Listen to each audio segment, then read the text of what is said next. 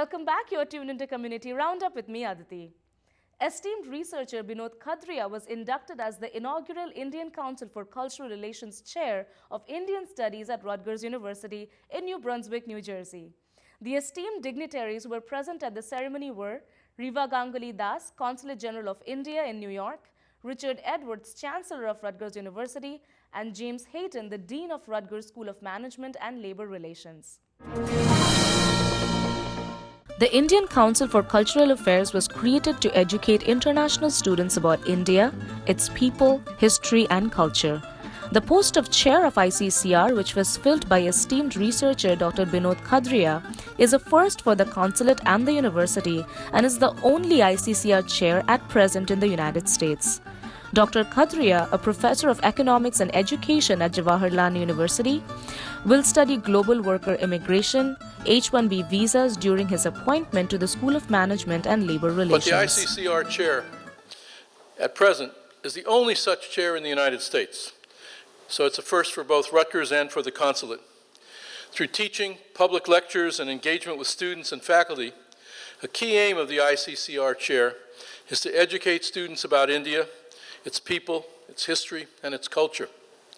The creation of the ICCR chair positions Rutgers as a nucleus for the development of Indian studies, which will also help us promote collaborative research, global citizenship throughout the Rutgers community. And we're extremely pleased to welcome Dr. Binod Khadria, the inaugural ICCR chair, to Rutgers, and you'll hear from him in a little bit. But now it's my distinct pleasure and privilege to introduce Mrs. Riva Ganguly Das, Consul General of India. I think the chair would have happened in any case, but it was really delightful to work with everybody at Rutgers to see this through. And I think this is the only functional chair right now, at least in our jurisdiction. And we are very, very happy that a scholar of the eminence of Professor Binod Khadria is here. Indian Council for Cultural Relations is the autonomous body in the government which is responsible for cultural diplomacy, as we call it, in a very larger sense. And besides sending Indian cultural troops abroad, the ICCR also funds a lot of chairs all over the world. Particularly, we give emphasis on Indian studies, which we want to encourage, and Sanskrit and studies in Hindi. So we have a lot of chairs in the world, and it's really, really delightful that we've been able to establish this chair, and the professor is right here. We've been working on a date to have this inauguration for a while, so it gives me immense pleasure to be with all of you here this evening. Thanks to everybody in Rutgers for making this happen.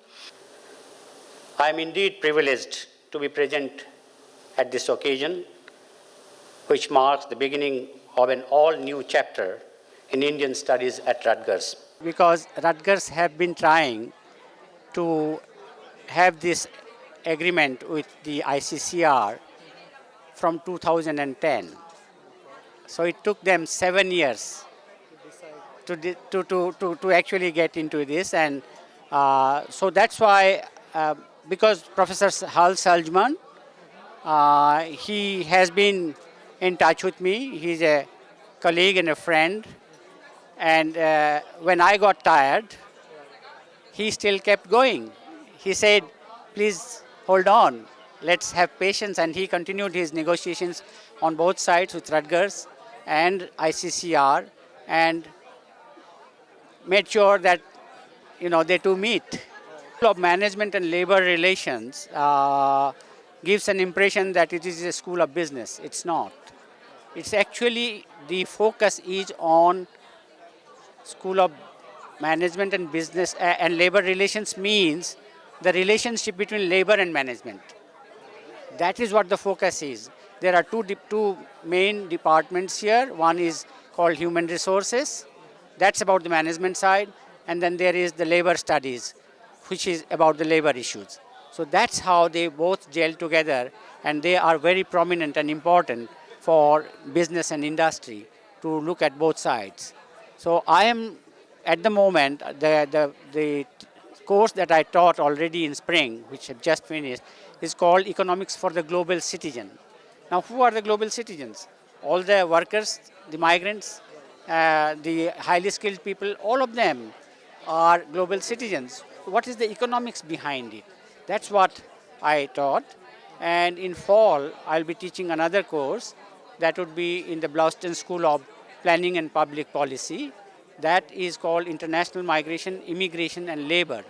So the issues would be more or less similar, but the focus will be different. I mean, I think what's happening today and the direction that we're moving is a very fruitful path, especially because much of global politics has to do with not just what's happening in the U.S., but what's happening between countries and across countries. And I think it's a great step that our university is taking in terms of informing our students to be much more global-minded and to understand how the experiences that they bring to the university connect to a broader phenomena, whether it's to do with migration or the labor market or just, in terms of opportunities for them. It's a step in the right direction.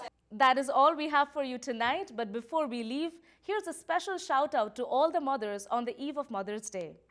Mother, Ammi, Mom, Ma. You are the one who nurtured us, prayed over us, worried about us, and supported us selflessly and unconditionally. While every day on the calendar should belong to you, we take up today to let you know how much we appreciate you, are grateful for you, and above all else, we love you. Happy Mother's Day to all.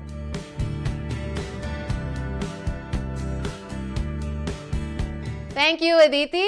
Hi, everyone. I am Priyanka, and I am the World News Anchor for TV Asia. Today is a very special day. As you all know, it's Mother's Day, and I have the privilege of inviting somebody very special in my life, a role model, a best friend, if you can say, and somebody who's had a huge impact on my life. And I'm so happy to introduce to you that person. That person is my mother. Hello. She's wonderful. And hello, today everyone. Here at TV Asia, it's Bring Your Mom to Work Day, kind of flipping things around. And I have the opportunity to tell her that how much I really do appreciate her and how much I appreciate everything that she does.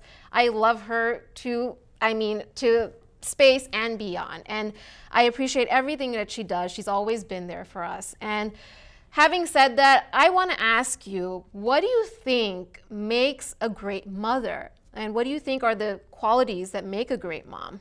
I think being a great mother, it's being blessed. I raised my two beautiful kids, enjoyed and spent as much as time, I could, and it's worth it. And whenever you sacrifice for your children in a life, it pays you back. I can definitely agree. I did pay you back. I did pay you back. Yeah. What do you think, what do you think a great mother really has? I mean, how do you say that what makes you the great mom that you are? Who can you kind of credit that to? Sure.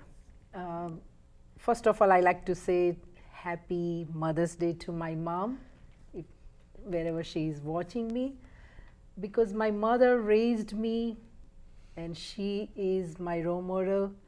She teach me the values, she encouraged me, she advised me wherever I needed, what's right, what's wrong in life, and that's mean to me.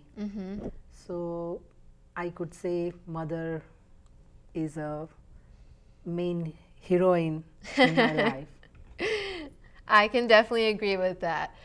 So there's many mothers that are going to be watching this. What is your message to your fellow mothers, on this special occasion? I would say definitely be a good friend. Spend time with your children as much as you could. Teach them the value of the life. And being a great teacher, mom can be. And it shows in a letter of their life. I agree. My mom has been there for me, and she's been more of a friend than a mom. And I know that may sound cliche and common, but she's been there for me, and she's been a great person in my life, and I owe everything to her. And so on this Mother's Day, we don't want to get emotional, but she means the world to me, and I think I just want to give her a hug because that's allowed. So I just want to give you a hug. Thank you for tuning into Community Roundup. We would love to hear back from you with your suggestions and queries. Write to us at communitynews@tvasiausa.com and like our page on Facebook at facebook.com/tvasiausa. Join us again tomorrow, and from the entire team here at TV Asia, have a good night. God bless.